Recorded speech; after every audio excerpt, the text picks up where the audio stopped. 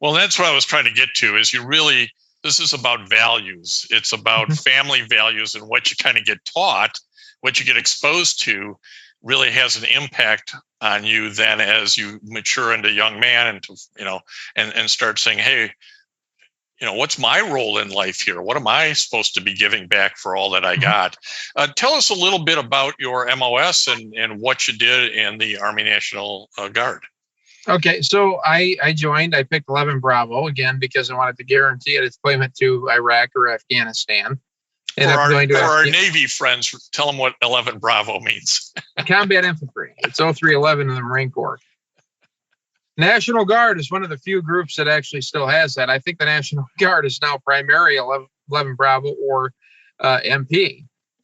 And I remember I walked into the recruiter in 2007. And I ended up finally getting in 2008. They swore me in before that. I actually extended a little while after that because I wanted to make sure the unit was transferred over because that's where I ended up at. And I told the recruiter, I was like, I want a combat arms MOS. I want this unit because my family served in it.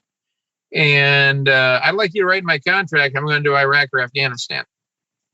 So they wrote that into my contract. And the guy looked at it, he goes, well, you have a bachelor's degree in accounting and economics. Yeah, I do. And he goes, you also have a minor in constitutional history. I said, yeah. You want to go to officer school? I said, no.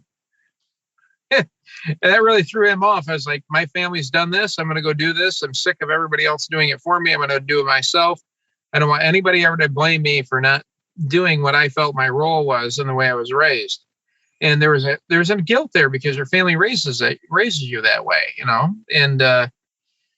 and there's not too many families that raise you with that type of love of country. We lower our flags to half-mast when soldiers are killed. Throughout this entire time, war and terror, the flag on my family's home and my house is either a half-mast or it's a stationary flag, and I always have it tilted forward.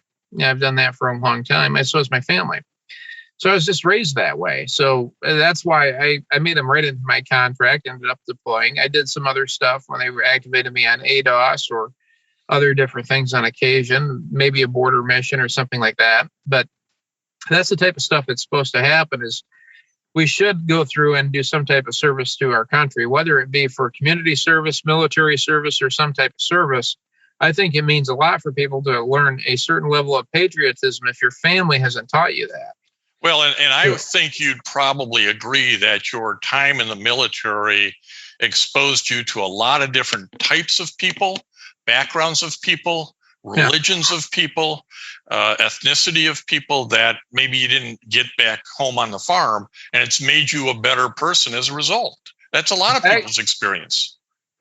That is a lot of people's experience. Mine might be a little different. My father, I remember this. This is a true story. I have not shared this in a long time, so you're going to get something that's a little bit more probably private and confidential. But I'm going to let it out there for once. My wife sits there and she chuckles about it.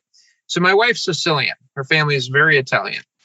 And when I went to college, my father is an extremely one-race individual. Let me put it that way.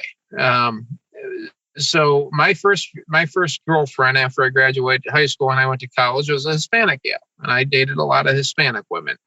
And then I dated a couple Black women in there. And then I joined the military and met my wife, who was Sicilian.